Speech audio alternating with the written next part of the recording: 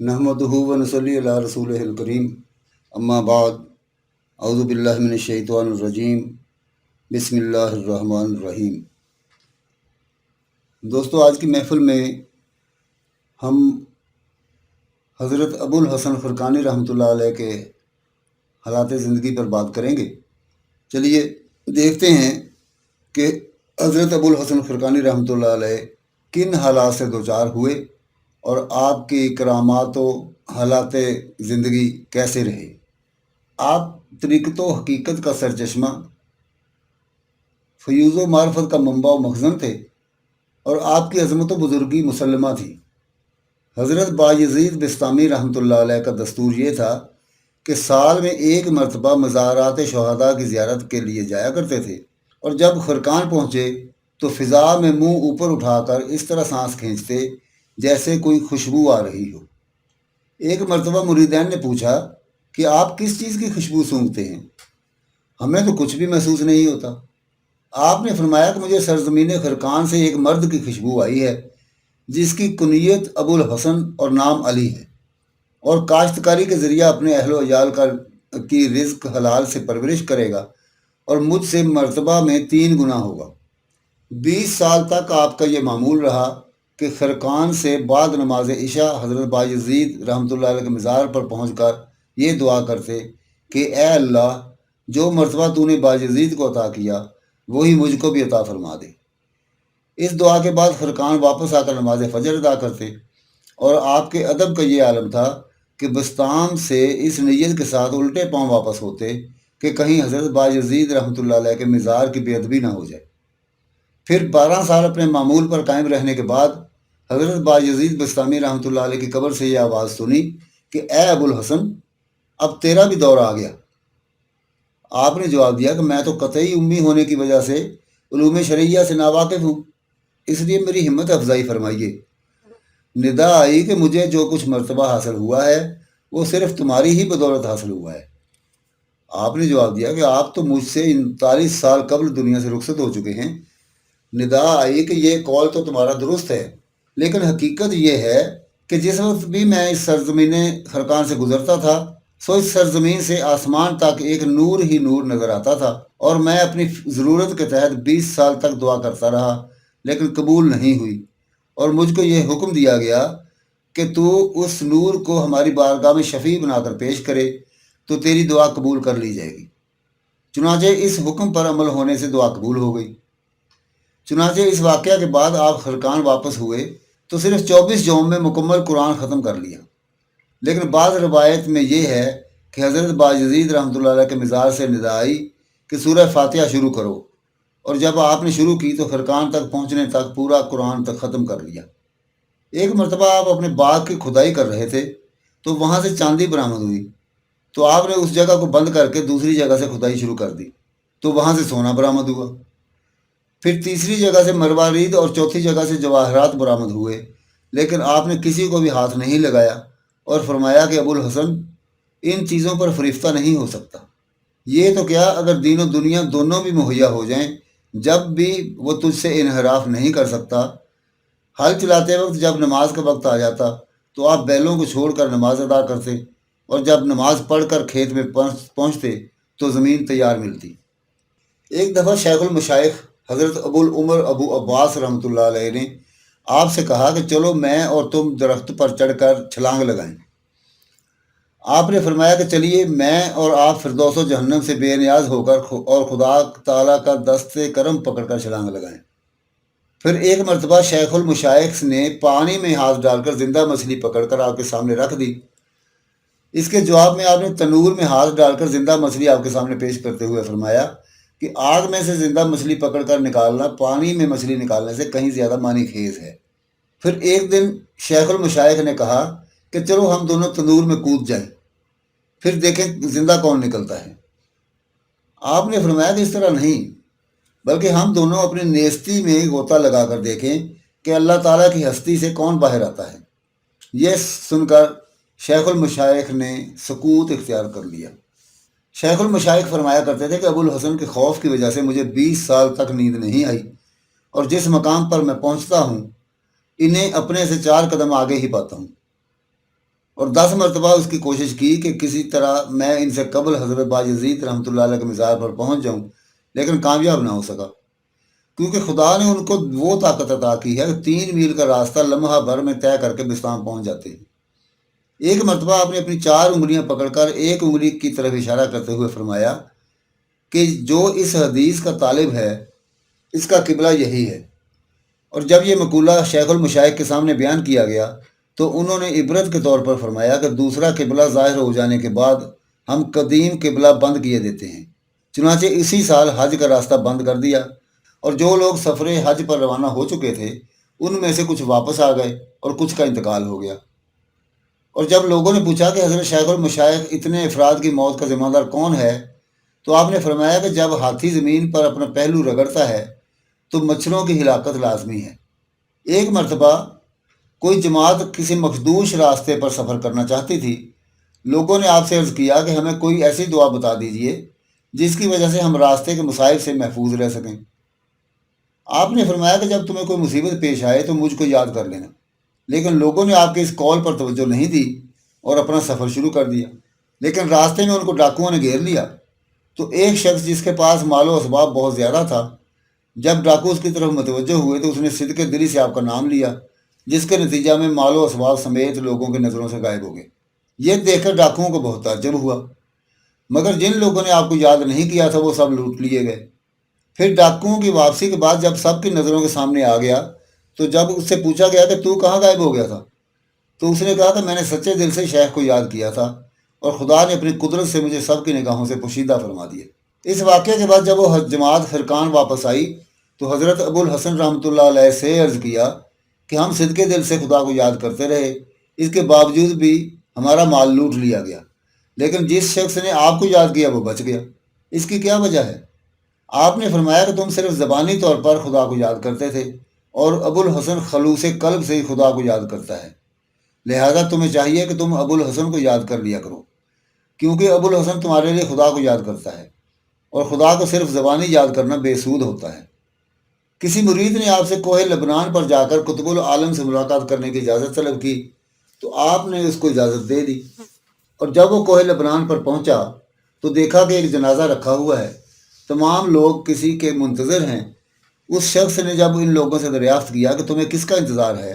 تو انہوں نے کہا کہ 5 وقتہ نماز پڑھانے کے لیے قطب العالم تشریف لاتے ہیں، ہمیں انہی کا انتظار ہے۔ یہ سن کر اس شخص کو بے حد مسرت ہوئی کہ بہت جلدی قطب العالم سے ملاقات ہو جائے گی۔ چنانچہ کچھ ہی دیر بعد لوگوں نے صف قائم کر لی اور نماز جنازہ شروع ہو گئی، لیکن جب اس شخص نے غور سے دیکھا تو پتہ چلا کہ نماز جنازہ کے امام خود اس کے مرشد ابو الحسن ہیں۔ یہ دیکھ کر وہ مارے خوف کے بے ہوش ہو گیا، اور ہوش آنے کے بعد دیکھا تو لوگ جنازے کو دفن کر چکے تھے اور آپ کا کہیں پتہ نہیں تھا۔ پھر اس مرید نے اطمینان قلبی کے لیے پوچھا کہ امام صاحب کا کیا نام تھا؟ لوگوں نے کہا یہی تو قطب العالم حضرت ابو الحسن خرقانی تھے، اور اب نماز کے وقت پھر یہاں تشریف لائیں گے۔ چنانچہ وہ مرید انتظار میں رہا، اور جب آپ نماز پڑھ چکے تو اس نے بڑھ کر سلام کر کے دامن تھام لیا، لیکن شدت خوف کی وجہ سے اس کی زبان سے ایک جملہ بھی نہیں نکلا۔ پھر آپ نے اس کو ہمراہ لے جاتے ہوئے فرمایا کہ تو نے یہاں جو کچھ دیکھا ہے اس کو کبھی زبان پر نہ لانا، کیونکہ میں نے خدا تعالیٰ سے عہد کیا ہے کہ مجھ کو مخلوق کی نگاہوں سے پوشیدہ رکھتے ہوئے مخلوق کو میرے مراتب سے آگاہ نہ فرمائے، سوائے حضرت باجزید بستامی رحمۃ اللہ علیہ کے، جو مرنے کے بعد بھی حیات ہیں۔ ایک مرتبہ آپ سے عراق جا کر درس حدیث میں شرکت کی اجازت طلب کی تو آپ نے پوچھا کہ کیا یہاں کوئی درس حدیث دینے والا موجود نہیں ہے؟ اس نے جواب دیا کہ یہاں تو کوئی مشہور محدث نہیں ہے۔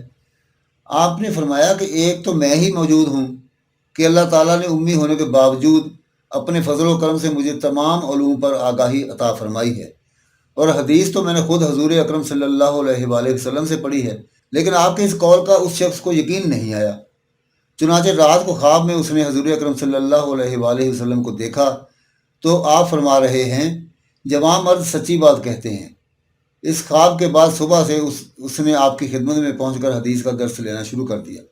اور آپ درس دیتے ہوئے کبھی یہ بھی فرما جاتے کہ یہ حدیث حضور صلی اللہ علیہ وآلہ وسلم کی نہیں ہے۔ اس شخص نے جب پوچھا کہ یہ آپ کو کیسے معلوم ہوا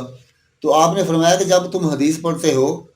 تو میں حضور صلی اللہ علیہ وآلہ وسلم کے مشاہدے میں مشغول رہتا ہوں، اور جو صحیح حدیث ہوتی ہے اس کو پڑھتے وقت حضور صلی اللہ علیہ وآلہ وسلم کی پیشانی پر مسرت کی جھلک ہوتی ہے، لیکن جو حدیث صحیح نہیں ہوتی اس پر آپ کی پیشانی شکن آلود ہو جاتی ہے، جس سے مجھے اندازہ ہو جاتا ہے کہ صحیح حدیث کون سی ہے۔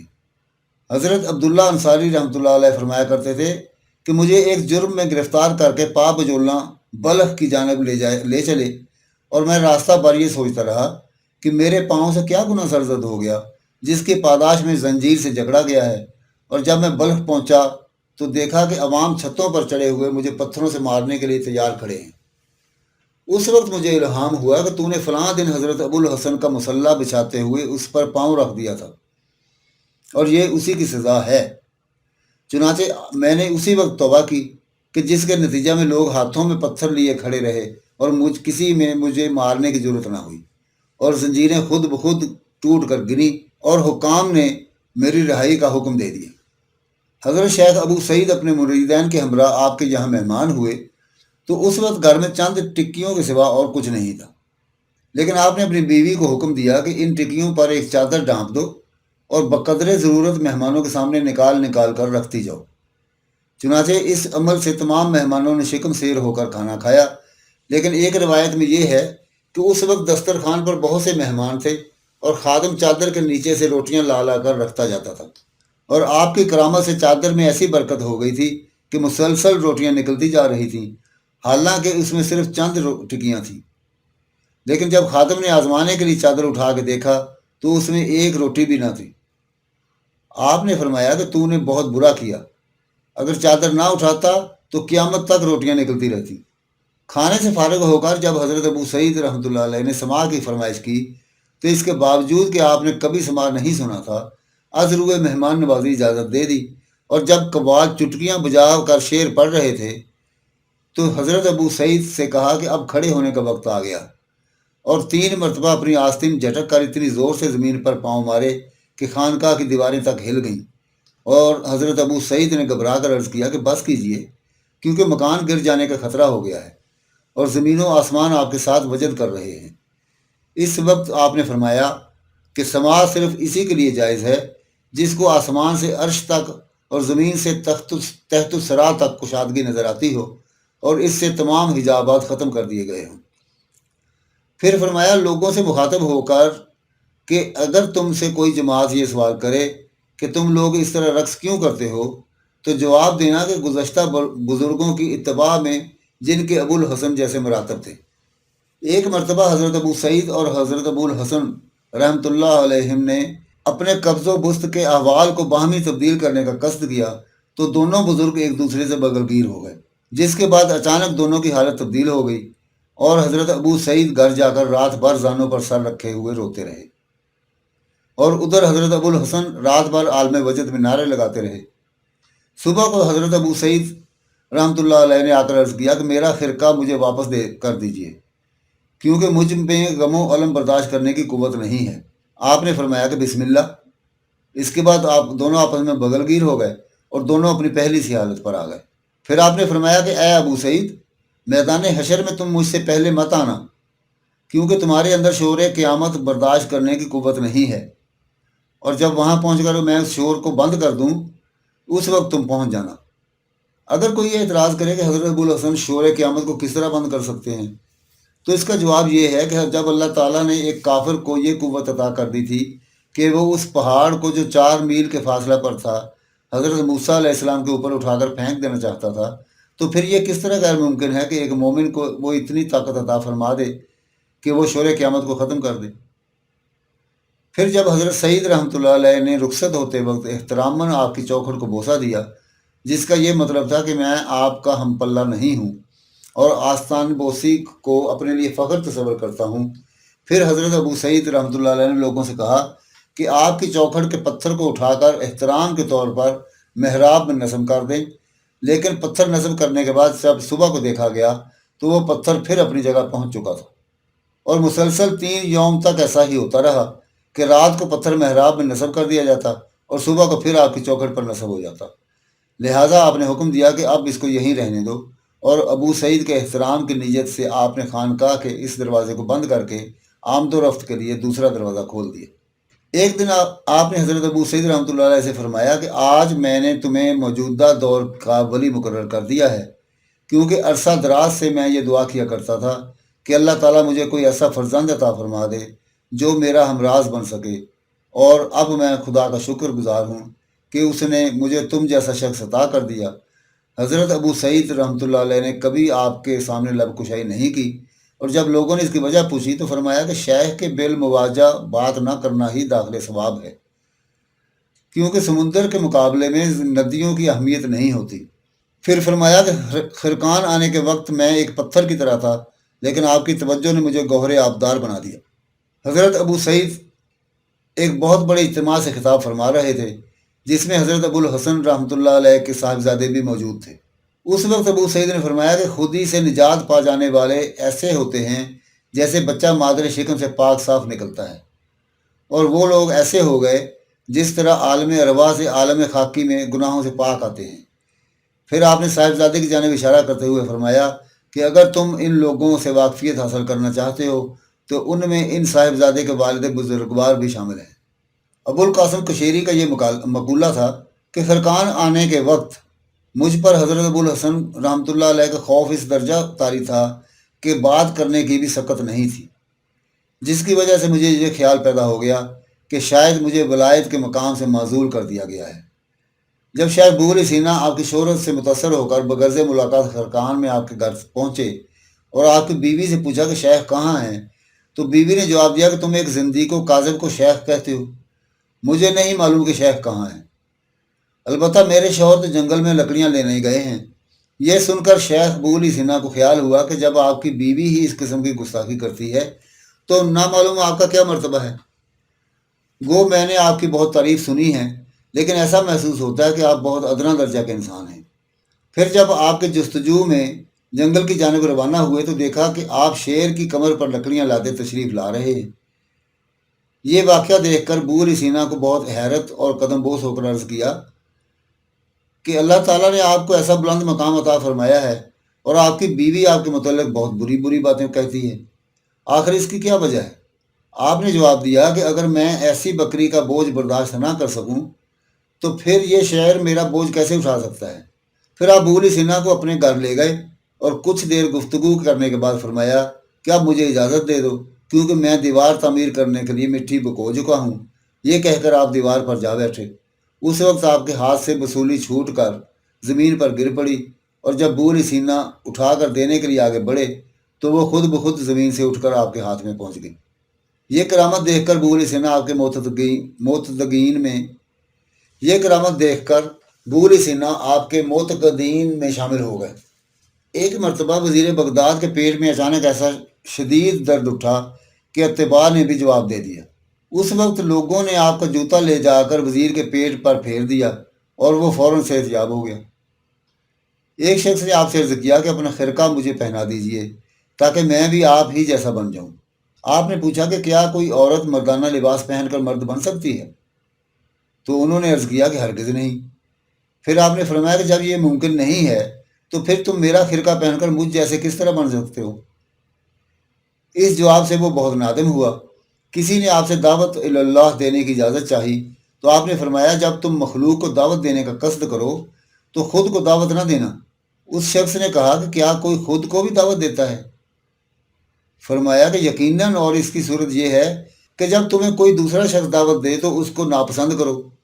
इस तरह तुम खुद को भी दावत देने वाले बन जाओगे,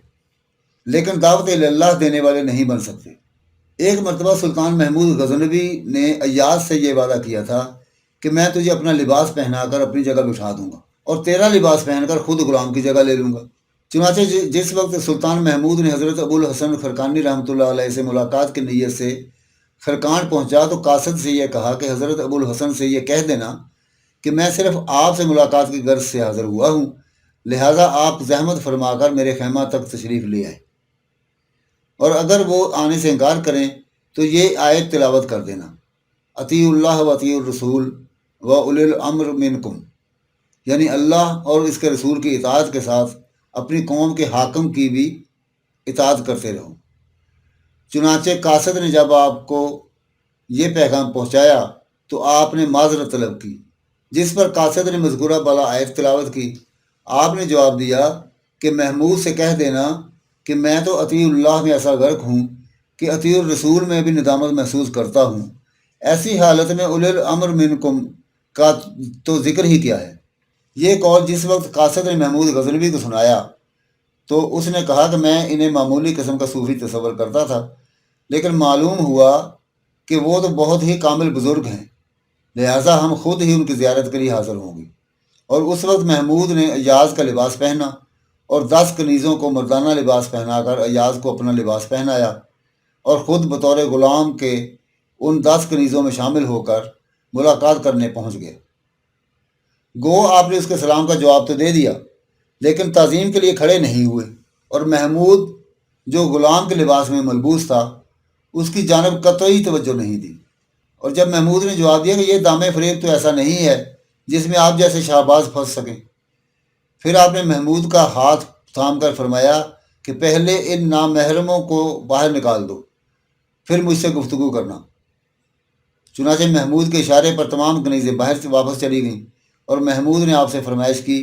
کہ حضرت باجزید بستامی رحمۃ اللہ علیہ کا کوئی واقعہ بیان فرمائیے۔ آپ نے فرمایا کہ حضرت باجزید رحمۃ اللہ علیہ کا قول یہ تھا کہ جس نے میری زیارت کر لی اس کو بدبختی سے نجات حاصل ہو گئی۔ اس پر محمود نے کہا کہ کیا ان کا مرتبہ حضور اکرم صلی اللہ علیہ وآلہ وسلم سے بھی زیادہ بلند تھا؟ اس لیے کہ حضور کو ابو جہل و ابو لہب جیسے منکرین نے دیکھا، پھر بھی ان کی بدبختی دور نہ ہو سکی۔ آپ نے فرمایا کہ اے محمود، ادب کو ملحوظ رکھتے ہوئے اپنی ولادت میں تصرف نہ کرو، کیونکہ حضور اکرم صلی اللہ علیہ وآلہ وسلم کو خلفائے اربعہ اور دیگر صحابہ کے کسی نے نہیں دیکھا، جس کی دلیل یہ آیت مبارکہ ہے،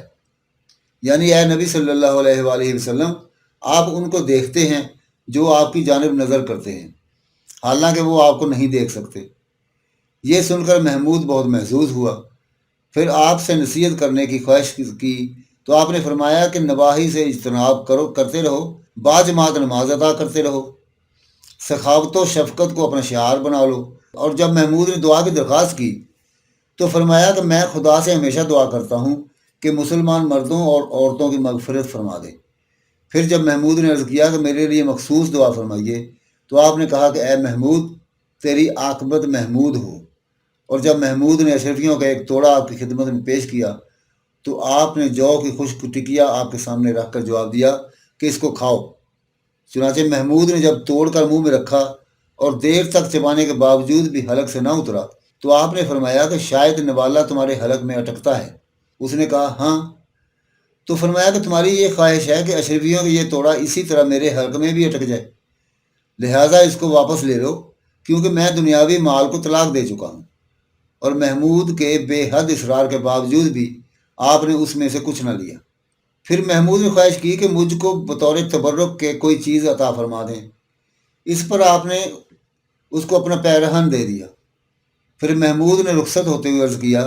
کہ حضرت آپ کی خانقاہ تو بہت خوبصورت ہے۔ فرمایا کہ خدا نے تمہیں اتنی وسیع سلطنت بخش دی ہے، پھر بھی تمہارے اندر طمع باقی ہے اور اس جھونپڑی کا بھی خواہش مند ہے۔ یہ سن کر آج اس کو بے حد ندامت ہوئی، اور جب وہ رخصت ہونے لگا تو آپ تعظیم کے لیے کھڑے ہو گئے۔ تو اس نے پوچھا کہ میری آمد کے وقت تو آپ نے تعظیم نہیں کی، پھر اب کیوں کھڑے ہو گئے؟ فرمایا کہ اس وقت تمہارے اندر شاہی تکبر موجود تھا اور میرا امتحان لینے آئے تھے، لیکن اب عجز و درویشی کی حالت میں واپس جا رہے ہو اور خورشید فقر تمہاری پیشانی پر رخشندہ ہے۔ اس کے بعد محمود رخصت ہو گیا۔ سومناتھ پر حملہ کرنے کے وقت جب محمود غزنوی کو غنیم کی بے پناہ قوت کی وجہ سے شکست کا خطرہ ہوا تو اس نے وضو کر کے نماز پڑھی اور آپ کا عطا کردہ پیرہن ہاتھ میں لے کر یہ دعا کی کہ اے خدا، اس پیرہن والے کے صدقہ میں مجھے فتح عطا فرما، اور جو مال غنیمت اس جنگ میں حاصل ہوگا وہ سب فقراء کو تقسیم کر دوں گا۔ چنانچہ اللہ نے اس کی دعا کو شرف قبولیت عطا فرمایا، اور جب وہ غنیم کے مقابلہ میں صف آرا ہوا تو غنیم اپنے باہمی اختلافات کی بنا پر خود ہی آپس میں لڑنے لگا، جس کی وجہ سے محمود کو مکمل فتح حاصل ہو گئی۔ اور رات کو محمود نے خواب میں حضرت ابو الحسن کو دیکھا تو آپ فرما رہے ہیں کہ اے محمود، تو نے اس قدر معمولی شے کے لیے میرے خرقہ کے صدقہ میں دعا کی، اگر تو اس وقت یہ دعا مانگتا کہ تمام عالم کے کفار اسلام قبول کر لیں اور دنیا سے کفر کا خاتمہ ہو جائے تو یقیناً تیری دعا قبول ہوتی۔ ایک رات آپ نے لوگوں سے فرمایا کہ اس وقت فلاں جنگل میں ایک قافلہ لوٹ کر قزاقوں نے بہت سے افراد کو مجروح کر دیا ہے، لیکن یہ تعجب کی بات ہے کہ اسی شب کسی نے آپ کے صاحبزادے کا سر کاٹ کر گھر کی چوکھٹ پر رکھ دیا تھا اور آپ کو قطعی اس کا علم نہ ہوا۔ اور جب یہ دونوں واقعات آپ کی بیوی کے علم میں آئے تو اس نے آپ کی ولایت سے انکار کر دیا اور کہا کہ ایسے شخص کا ذکر ہرگز نہ کرنا چاہیے جس کو دور کی اطلاع تو ہو جائے لیکن گھر کے دروازے کا علم نہ ہو سکے۔ لیکن آپ نے یہ جواب دیا کہ جس وقت قافلہ لوٹا گیا اس وقت تمام حجابات میرے سامنے سے اٹھا دیے گئے تھے، اور جس وقت لڑکے کو قتل کیا گیا اس وقت حجابات باقی تھے، جس کی وجہ سے مجھے اس کے قتل کا علم نہ ہو سکا۔ اور جب آپ کی بیوی نے لڑکے کا سر دروازے پر دیکھا تو شفقت مادری کی وجہ سے بے چین ہو کر روتے پیٹتے ہوئے اپنے بال کاٹ کر لڑکے کے سر پر ڈال دیے، اور انسانی تقاضے کے طور پر حضرت ابو الحسن رحمۃ اللہ علیہ کو بھی اپنے صاحبزادے کے قتل کا رنج ہوا، اور آپ نے بھی اپنی داڑھی کے بال صاحبزادے کے سر پر ڈالتے ہوئے بیوی سے فرمایا کہ یہ بیج ہم تم دونوں نے مل کر بویا تھا، اور تم اپنے بال کاٹ کر میں نے اپنی داڑھی کے بال اس کے سر پر ڈال دیے، اس طرح ہم دونوں برابر ہو گئے۔ ایک مرتبہ مریدین سمیت آپ کو 7 یوم تک کھانا میسر نہ آ سکا، تو 7ویں دن ایک آدمی آٹے کی بوری اور ایک بکری لے کر آیا اور آپ کے دروازے پر آواز دی کہ میں یہ چیزیں صوفیاء کے لیے لے کر حاضر ہوا ہوں۔ آپ نے مریدین سے فرمایا کہ مجھ میں تو صوفی ہونے کی صلاحیت نہیں ہے، لہذا تم میں سے جو صوفی ہو وہ جا کر لے لے۔ لیکن کسی نے اپنے صوفی ہونے کا دعویٰ نہیں کیا اور سب فاقہ سے بیٹھے رہے۔ آپ کے ایک اور بھائی بھی تھے، لہذا اگر آپ رات کو عبادت میں مشغول ہوتے تو دوسرے بھائی پوری رات ماں کی خدمت گزاری کرتے رہتے۔ ایک دن جب دوسرے بھائی کا نمبر ماں کی خدمت کرنے کا تھا تو اس نے آپ سے کہا کہ اگر آپ آج میرے بجائے والدہ کی خدمت میں رہ جائیں تو میں رات بھر عبادت کر لوں۔ چنانچہ آپ نے ان کو اجازت دے دی اور خود ماں کی خدمت میں رہے۔ لیکن اسی شب عبادت کی ابتدا کرتے ہی آپ کے بھائی نے یہ غیبی ندا سنی کہ ہم نے تمہارے بھائی کی مغفرت کرنے کے ساتھ تمہیں بھی ان کے طفیل میں بخش دیا۔ یہ سن کر انہیں حیرت ہوئی اور خدا سے عرض کی کہ یا اللہ، میں تو تیری عبادت کر رہا ہوں اور وہ ماں کی خدمت گزاری میں ہے، پھر اس کی کیا وجہ ہے کہ میری مغفرت کے بجائے اس کی مغفرت کر کے مجھے اس کا طفیلی بنایا گیا؟ ندا آئی کہ ہمیں تیری عبادت کی حاجت نہیں، بلکہ محتاج ماں کی خدمت کرنے والے کی اطاعت ہمارے لیے باعث خوشنودی ہے۔ 40 سال تک کبھی آپ نے ایک لمحہ کے لیے بھی آرام نہیں کیا اور عشاء کے وضو سے فجر کی نماز ادا کرتے رہے۔ 40 سال کے بعد ایک دن مریدین سے فرمایا کہ تکیہ دے دو، میں آرام کرنا چاہتا ہوں۔ مریدین کو اس سے بہت حیرت ہوئی اور پوچھا کہ آج آپ آرام کر کے خواہاں کیوں ہیں؟ فرمایا کہ آج میں نے خدا کی بے نیازی اور استغنا کا مشاہدہ کر لیا ہے، حتیٰ کہ 30 سال تک اللہ تعالیٰ کے خوف کے سوا میرے قلب میں کوئی خیال پیدا نہیں ہوا۔ ایک دن کوئی صوفی ہوا میں پرواز کرتا ہوا آپ کے سامنے آ کر اترا اور زمین پر پاؤں مار کر کہنے لگا کہ میں اپنے دور کا جنید و شبلی ہوں۔ آپ نے بھی کھڑے ہو کر زمین پر پاؤں مارتے ہوئے فرمایا کہ میں بھی خدائے وقت ہوں۔ اس قول کا مفہوم بھی وہی ہے جو ہم منصور کے قول ان الحق میں بیان کر چکے ہیں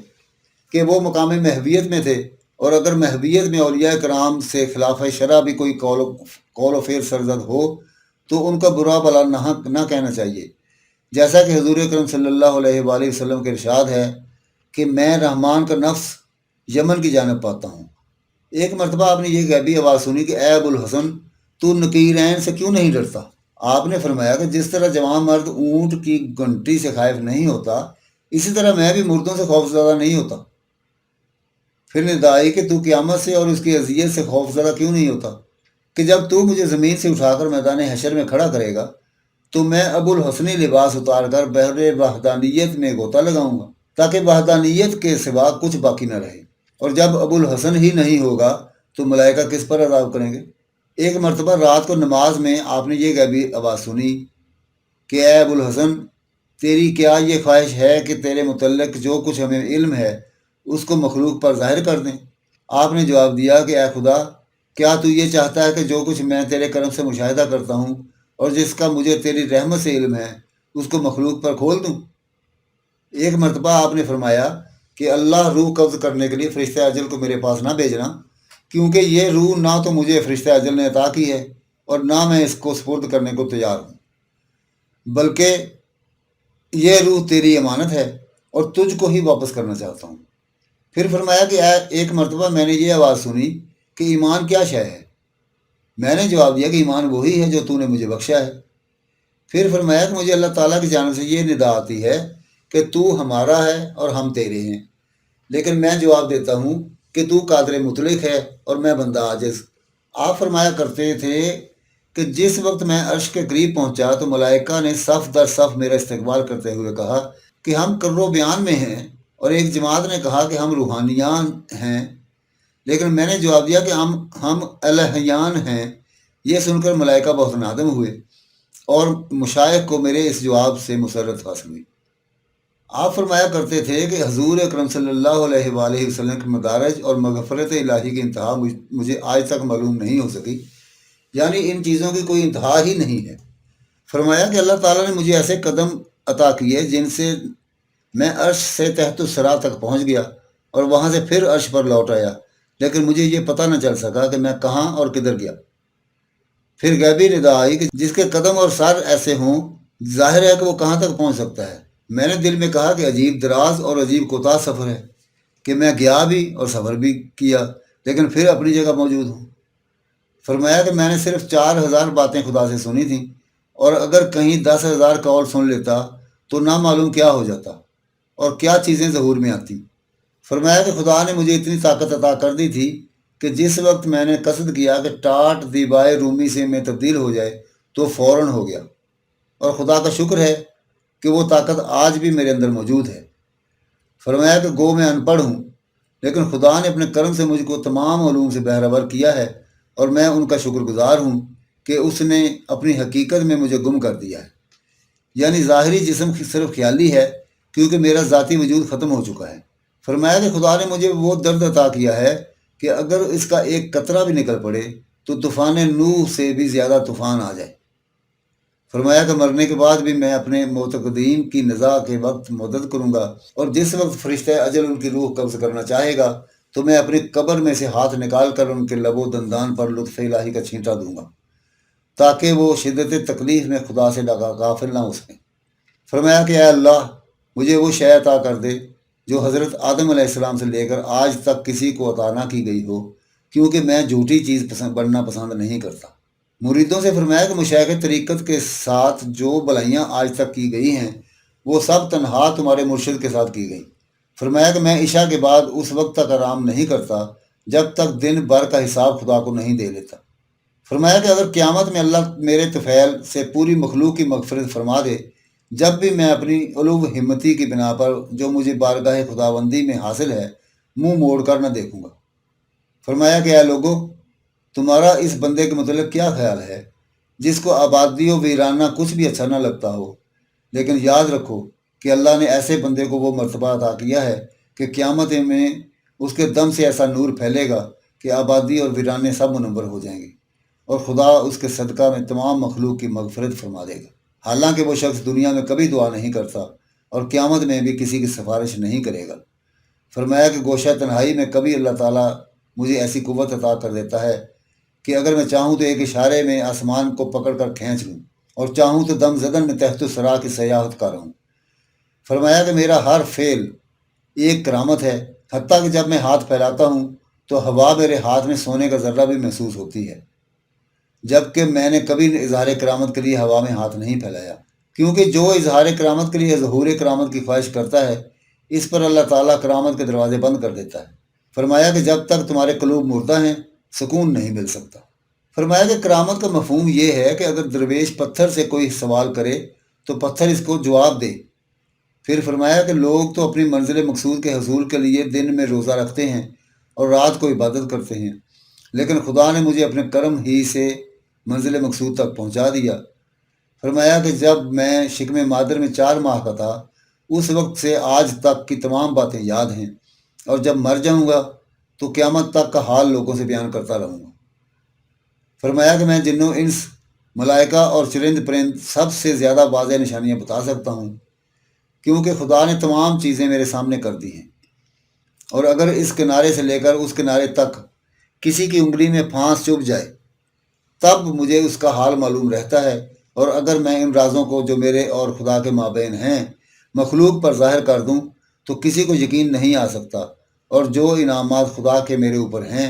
اگر ان کا انکشاف کر دوں تو روئی کی طرح پوری مخلوق کے قلوب جل اٹھیں، اور میں ندامت محسوس کرتا ہوں کہ ہوش و حواس میں رہ کر خدا کے سامنے کھڑے ہو کر کچھ اور لب کشائی کروں، اور حضور صلی اللہ علیہ وآلہ وسلم جس قافلہ کے میرے کارواں ہوں میں خود کو اس قافلہ سے جدا کر لوں۔ فرمایا کہ خالق نے مخلوق کے لیے ایک ابتدا اور انتہا مقرر کی ہے۔ ابتدا تو یہ ہے کہ مخلوق دنیا میں جو اعمال کرتی ہے اس کی انتہا صلہ آخرت ہے، اور خدا نے میرے لیے ایک ایسا وقت عطا کیا ہے کہ دین و دنیا دونوں ہی اس وقت کے متمنی ہیں۔ فرمایا کہ میں فردوس و جہنم سے بے نیاز ہو کر صرف خدا کی عبادت کرتا ہوں، اور میں خاص بندوں سے اللہ تعالیٰ کی مخصوص باتیں اس لیے بیان نہیں کرتا کہ وہ اس رموز سے واقف نہیں، اور اپنی ذات سے اس لیے بیان نہیں کرتا کہ تکبر ہونے کا خطرہ ہے، اور خدا نے میری زبان کو وہ طاقت بھی عطا نہیں کی جس کے ذریعہ میں اس کے بھیدوں کو ظاہر کر سکوں۔ فرمایا کہ میں تو شکم مادر ہی میں جل کر راکھ ہو چکا تھا، اور پیدائش کے وقت جلا اور پگھلا ہوا پیدا ہوا ہوں، اور جوانی سے قبل ہی بوڑھا ہو گیا۔ فرمایا کہ پوری مخلوق ایک کشتی ہے اور میں اس کا ملاح ہوں، اور میں ہمیشہ اسی میں رہتا ہوں۔ فرمایا کہ خدا نے اپنے کرم سے وہ فکر عطا کی ہے جس کے ذریعہ میں پوری مخلوق کا مشاہدہ کرتا ہوں۔ پھر فرمایا کہ میں شب و روز اسی کے شغل میں زندگی گزارتا رہا، جس کی وجہ سے میری فکر بینائی میں تبدیل ہو گئی، پھر شمع بنی، پھر انصبات، پھر ہیبت، پھر میں اس مقام تک پہنچ گیا کہ میری فکر حکمت بن گئی، اور جب میری توجہ شفقت مخلوق کی طرف مبذول ہوئی تو میں نے اپنے سے زیادہ کسی کو بھی مخلوق کے حق میں شفیق نہیں پایا۔ اس وقت میری زبان سے نکلا کہ کاش تمام مخلوق کے بجائے صرف مجھے موت آ جاتی، اور تمام مخلوق کا حساب قیامت میں صرف مجھ سے لیا جاتا، اور جو لوگ سزا کے مستحق ہوتے ان کے بدلے میں صرف مجھے عذاب دے دیا جاتا۔ فرمایا کہ خدا اپنے محبوب بندوں کو اس مقام پر رکھتا ہے جہاں مخلوق کی رسائی نہیں ہو سکتی۔ فرمایا کہ اگر عوام کے سامنے خدا کے کرم کا ادنا سا بھی اظہار کر دوں تو سب لوگ مجھے پاگل کہنے لگیں، اور جو کچھ میں نے کھایا پیا، دیکھا سنا، اور جو کچھ خدا نے تخلیق کیا مجھ سے پوشیدہ نہیں رکھا۔ فرمایا کہ خدا تعالیٰ کا مجھ سے یہ عہد ہے کہ میں تجھ کو اپنے نیک بندوں سے ملاؤں گا، اور بدبختوں کی صورت میں ہی تجھے نظر نہیں پڑے گی۔ چنانچہ میں دنیا میں آج جن لوگوں سے ملاقات کر رہا ہوں قیامت میں بھی اسی طرح مسرت کے ساتھ ان سے ملاقات کروں گا۔ فرمایا کہ ایک مرتبہ میں نے خدا سے دعا کی کہ اب مجھے دنیا سے اٹھا لیا جائے، تو آواز آئی کہ اے ابو الحسن،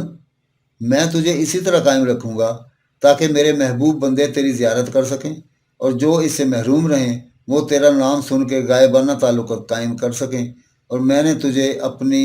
پاکی سے تخلیق کیا ہے، اس لیے تجھ سے ناپاک بندے ملاقات نہیں کر سکتے۔ فرمایا کہ ہر عبادت کا ثواب معین ہے، لیکن اولیاء کرام کی عبادت کا ثواب نہ مقرر ہے نہ ظاہر، بلکہ خدا جتنا اجر دینا چاہے گا دے دے گا۔ اس سے اندازہ کیا جا سکتا ہے کہ جس عبادت کا اجر خدا کے دین پر موقوف ہو اس کی برابر کون سی عبادت ہو سکتی ہے۔ لہذا بندوں کو چاہیے کہ خدا کے محبوب بن کر ہر وقت اس کی عبادت میں مشغول رہیں۔ فرمایا کہ میں 50 سال سے اس طرح خدا سے ہم کلام ہوں کہ میرے قلب و زبان کو بھی اس کا علم نہیں۔ 73 سال تک میں نے اس انداز سے زندگی گزار دی کہ کبھی ایک سجدہ بھی شریعت کے خلاف نہیں کیا، اور لمحہ کے لیے بھی نفس کی موافقت نہیں کی، اور دنیا میں اس طرح رہا کہ میرا ایک قدم عرش سے تحت الثری تک اور ایک قدم تحت الثری سے عرش تک رہا۔ فرمایا کہ مجھے خدا نے فرمایا کہ اگر تو غم و الم لے کر میرے سامنے آئے گا تو میں تجھے خشک کر دوں گا، اگر فقر و نیاز کے ساتھ حاضر ہوگا تو تجھے مالدار بنا دوں گا، اور اگر خود ہی سے کنارہ کش ہو کر پہنچے گا تو تیرے نفس کو تیرا فرمان بردار کر دوں گا۔ فرمایا کہ ایک مرتبہ خدا نے تمام عالم کے خزانے میرے سامنے پیش کر دیے، لیکن میں نے کہا کہ میں ان پر گرویدہ نہیں ہو سکتا۔ پھر خدا نے فرمایا کہ اے ابو الحسن، دین و دنیا میں تیرا کوئی حصہ نہیں، بلکہ ان دونوں کے بدلے میں تیرے لیے ہوں۔ فرمایا کہ ترک دنیا کے بعد نہ تو میں نے کبھی کسی کی طرف دیکھا اور نہ خدا سے کلام کرنے کے بعد کسی سے کلام کیا۔ فرمایا کہ خدا نے جو مرتبہ مجھے عطا فرمایا مخلوق اس سے ناواقف ہے۔ آپ نے ایک شخص سے پوچھا، کیا تم حضرت خضر سے ملنا چاہتے ہو؟